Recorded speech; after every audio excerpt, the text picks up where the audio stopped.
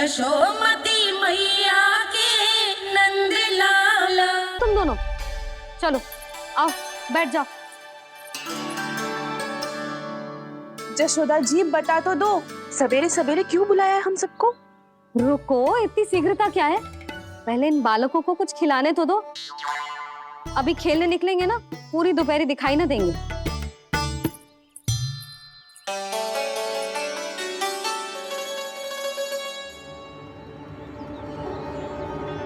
मैया देखो ना, कैसे अपने आभूषणों का दिखावा कर रही है जी सुलोचना।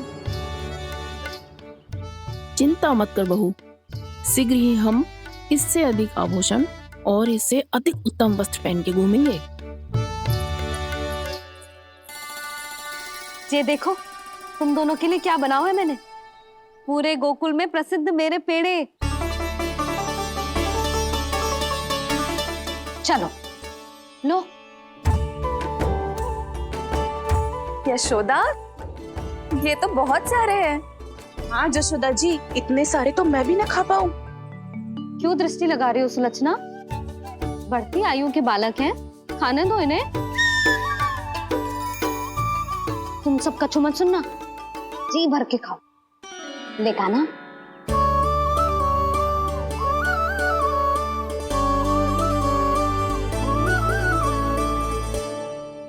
हे नारायण, मैंने अपने कान्हा को जो सिखाओ है, बस वे उसे स्मरण रखें और उसका पालन करें। ले और ले। ले ले।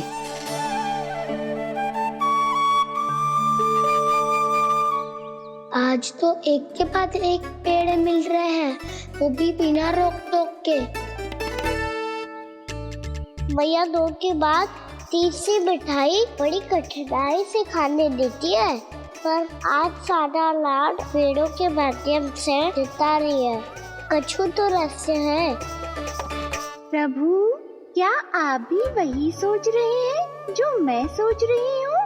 कोई परीक्षा तो नहीं ले रही है ये? किस सोच में पड़ गए तुम दोनों?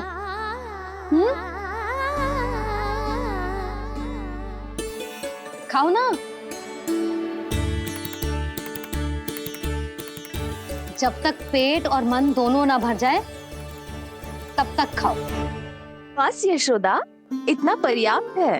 अरे ना जिज्जी, घर के शुद्ध मावा और गुड़ के बने, कितना भी खा ले कोई हानि ना होगी। लो और लो।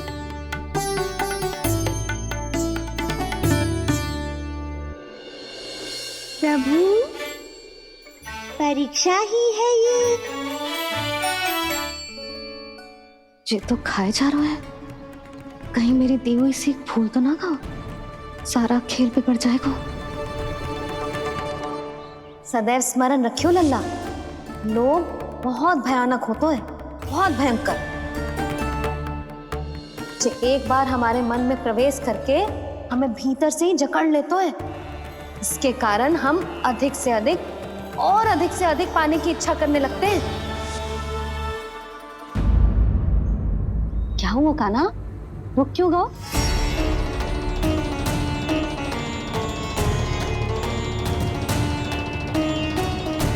आपने तो सिखाया था मैया, जितनी आवश्यकता हो उतना ही लेना चाहिए, लोभ कभी ना करना चाहिए। बहुत बुरा राक्षस है लोभ।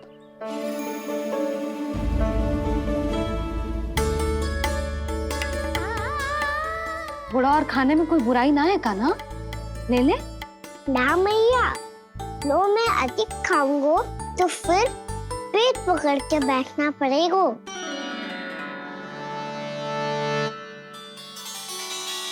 हाँ, मेरा भी पेट भर गया। कान्हा सही कह रहा है छोटी माँ, लोग बहुत भयानक राक्षस है। जो भी लोग के चक्कर में पड़ेगो वो बहुत बुरा फंसेगो। अच्छा जाओ, जाके खेलो तुम दोनों। मैया, ये पेड़ अपने सखाओं के लिए भी ले जाऊं मैं? हाँ लल्ला, ले जा अवश्य।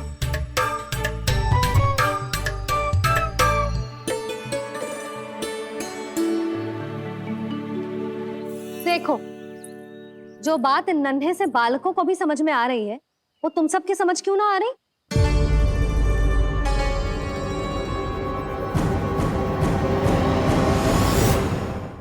क्या समझाना चाहती हो जशोदा जी? तनिक खुल के बोलो। जब बसंता खाने के बाद भी हलवा खाने का हट कर तो है, तो उसे मना क्यों करती है? इसीलिए ना, ताकि स्वाद के लोभ में उसका स्वास्थ्य ना बिगड़ जाए।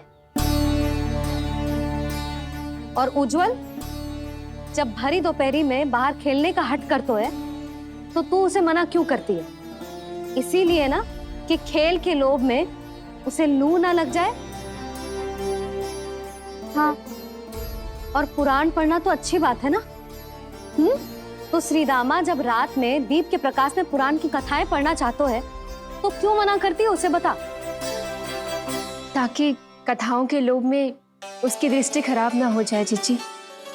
तो इसका अर्थ तो यही है ना कि लोभ चाहे पेड़ों का हो, चाहे पुराण की कथाओं का हो, या फिर अधिक धन अर्जित करने का हो, लोभ सदैव हानिकारक ही होता है। जे बात तुम ही सब ना समझोगी, तो अपने बालकों को कैसे समझाओगी? बोलो। हम सबकी मैया यहाँ क्यों आई है? डांट पड़ी क्या? चौरी विद्या प्रसारण टोली के बारे में सबको पता चल गो क्या?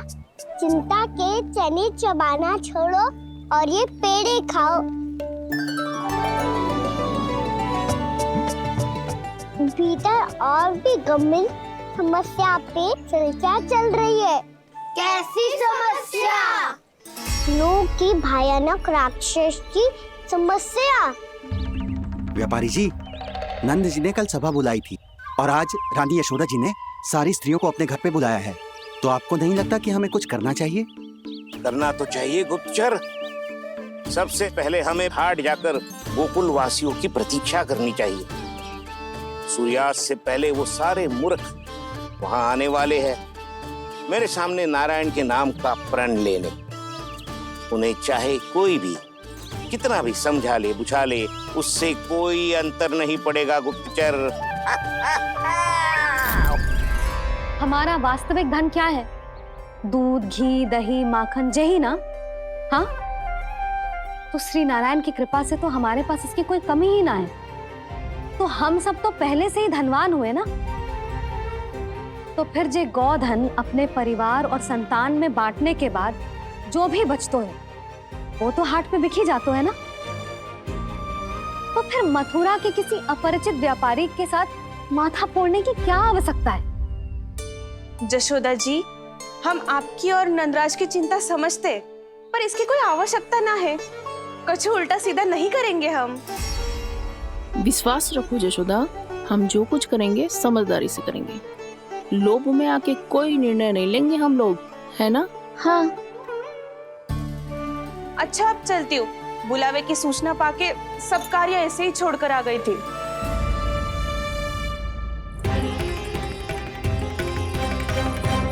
अब किसको घेलियो? लोभ के भयानक राक्षस ने। ये तो तभी पता चलेगा जब वो सब बाहर आएंगी। तब तो सबको बहुत ध्यान से देखना पड़ेगा।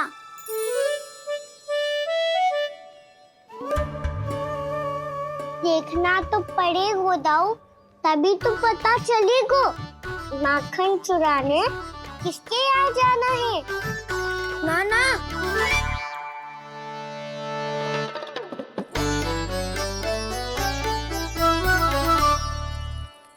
लोग का राक्षस तो उनके पास दिख ना रहे हुए है।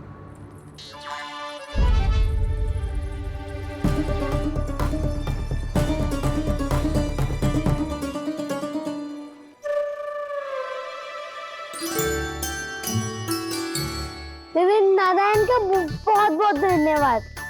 कान्हा, मेरी मैया को घेर रहे है क्या उस राक्षस ने?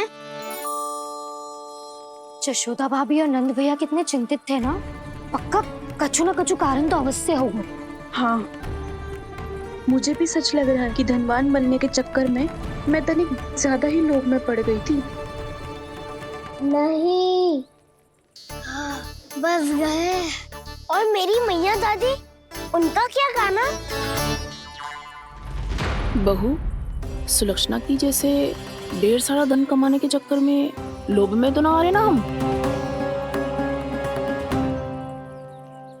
हे नारायण, बहुत कृपा है आपकी। लगता है लोभ का राक्षस किसी को अपनी चपेट में नहीं ले पाया। लेता भी कैसे था? मेरी मैया ने जो समझायो है। क्या लगता है यशोदा, इन्हें समझ आया होगा? आशा तो यही है, और अब भी ना समझी तो फिर तो नारायण भी ना समझा सकते। फ्राइडे में हम सब मिलेंगे दोपहर में। तो क्या तू तब निश्चित करेगो कि आज किसके यहाँ जाना है माखन? आज कोई माखन चोरी नहीं होगी। क्षमा करना राव, भैया के का समझाने के बाद भी जिसके समझ में कछु ना आई हुई थी, उसके घर चोरी तो करनी पड़ेगी आज।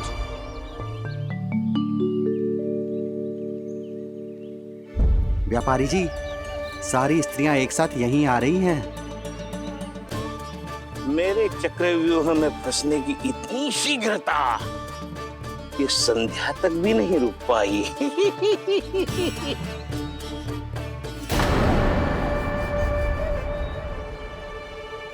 पर ये आपके तरफ ध्यान क्यों नहीं दे रही हैं? लगता है गोकुल की रानी ने इनको पाठ पढ़ा ही दिया। अब आपको ही कुछ करना होगा व्यापारी जी। करूंगा, अपनी चाल सबसे अंत में चलूंगा, किंतु अभी उनके लिए एक घोषणा ही पर्याप्त होगी। तुमने सबको सूचित तो कर दिया है ना कि सबको अग्रिम धनराशि मिलेगी, वो भी दूध, दही, माखन, घी बेचने के बाद नहीं, वो पहले ही मिला करेगी। वो भी केवल एक दिन की नहीं, पूरे सप्ताह की। मैं बिल्कुल सही कह रही थी। जशोदा जी और नंदराज व्यर्थ ही चिंता कर रहे थे। यदि इन व्यापारी जी के मन में कोई मैल होता, तुझे अग्रिम धनराशि थोड़ी ना देते। बात तो तुम सही कह रही हो सुलक्षणा।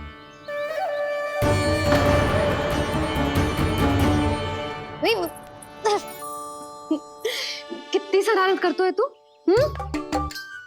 काजल लगाने दे मुझे। भैया पहले मुकुट लगाओ ना।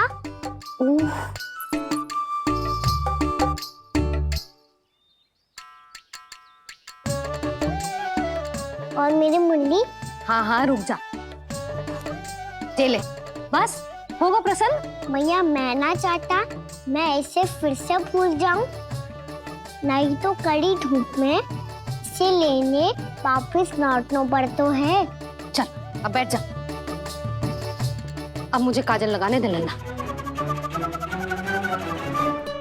भैया इतना सारा काजल मत लगाओ, छोटा सा बालक लगता हूँ मैं। आहा, नखरे तो देखो, इतना सज धज के तो तेरे बाबा भी ना जाते बाहर, दृष्टि लग जाएगी लल्ला। चुप। उनको तो आ सकता ही ना है भैया, वो तो गोकुल के राजा है। वैसे भी मुझे भी कम मत समझो, मैं भी राजा हूँ अपनी टोली का। कौन सी टोली? अपनी। ये क्या कर रहे हैं प्रभु? बता, कौन सी टोली? बालकों की टोली मैया, मारी खीर वाली टोली का।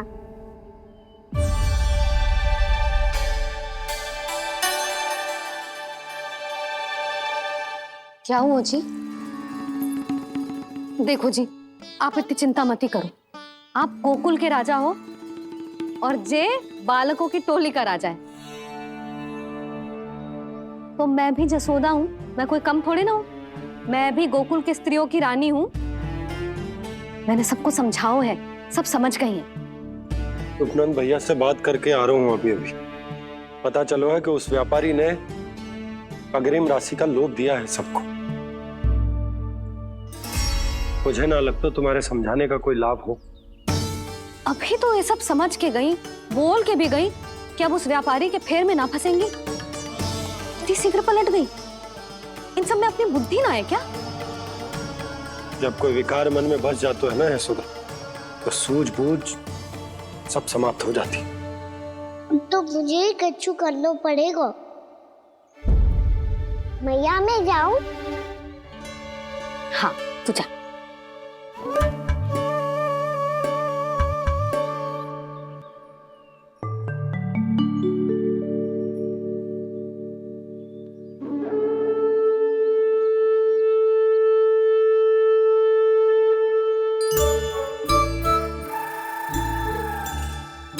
बहुत बड़ी समस्या हो गई है सखाओ। कैसी समस्या? लोग का भयानक राक्षस कहीं ना गए हो, वो अभी भी यही है। मुझे पता था, और इसका सबसे अधिक प्रभाव तो मेरी मैया और दादी पर ही हुआ है। तुम सच कह रहे हो उज्जवल? हाँ। अरे कछु ना बलदाऊ, जे बड़ बोला तो ऐसे ही बात करते रहेगा बड़ा चढ़ा के। बड़ा चढ़ा के नहीं बोल रहा हूँ मैं। आज से घर पे दूध दही माखन घी सिर्फ एक बार ही मिलेगा। पर क्यों? ताकि अधिक से अधिक दूध दही माखन घी बचाकर उस व्यापारी को 2 गुना मूल्य पे बेचा जाए। इतने से तो काम ना चलेगा। उस सुलक्षणा से, और मैं तो कहूँ सुलक्षणा से ही क्यों, पूरे गोकुल में सबसे अधिक धनवान बनना है तो और माखन जमा करना पड़ेगा। हाँ हाँ मैया, लाओ मैं इसे ऊपर रख देती हूँ। चोरी चुपके से खा तो ना जाएगी ना? तेरी घबराहट बता रही है कि घर से निकलने से पहले तूने थोड़ो माखन तो खाया है। सच्ची बोल। ना ना मैया, मैं क्यों माखन खाऊंगी? मैं भी तेरी मैया हूँ लाली, माप के रखो तो मैंने।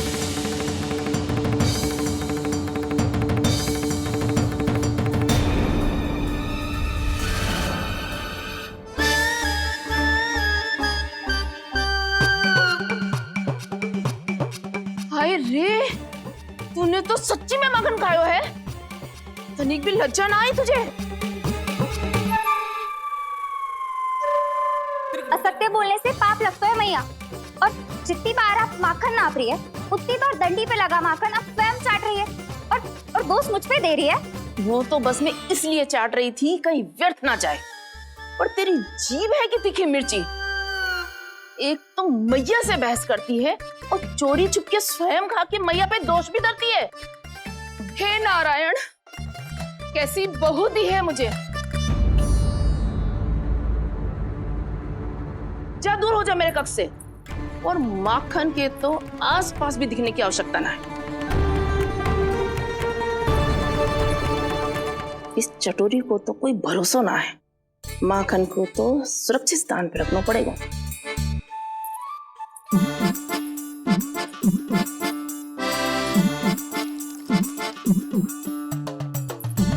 यदि बहू ने अब मटकी उतारने को प्रयास किया तो अचानक पानी गिर जाएगा और घबरा के वो चिल्लाएगी और मुझे पता पड़ जाएगा। मैया,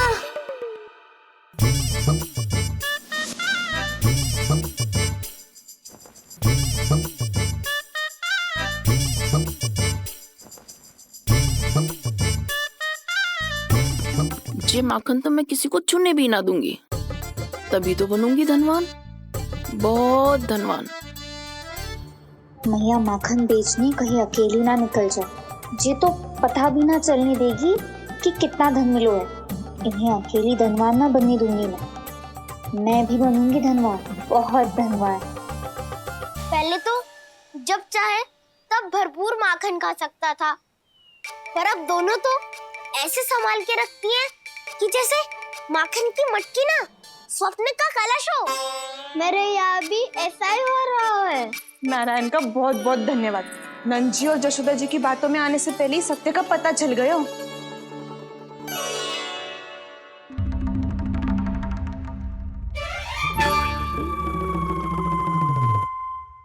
ये इतना सारा माखन? दृष्टि मत लगा, पेट पे पट्टी बांध के रात रात भर भूखा रह के बड़ी कठिनाई से माखन इकट्ठा किया है जे। तो क्या आपने निर्णय ले लियो है कि आप उस व्यापारी को वचन दे दोगी? अरे जब द्वार पे साक्षात लक्ष्मी जी हो तो द्वार बंद ना करते बावली। तू अभी छोटी है, मैं तो कहती हूँ तू भी अपने भविष्य के बारे में अभी से सोचना आरंभ कर दे। कटौती तो मेरे घर पे भी आरंभ हो गई है काना। वो मैया ने कहा है या दूध चाहिए या दही चाहिए या माखन चाहिए, जो भी चाहिए एक ही बार मिलेगा।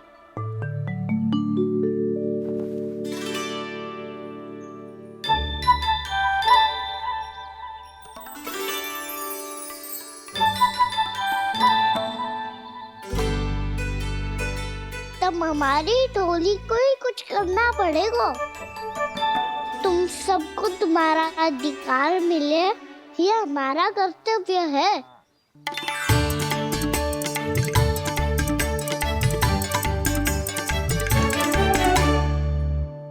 अब हम कछु ना कर सकते यशोदा। यदि अब मैंने उन्हें रोको तो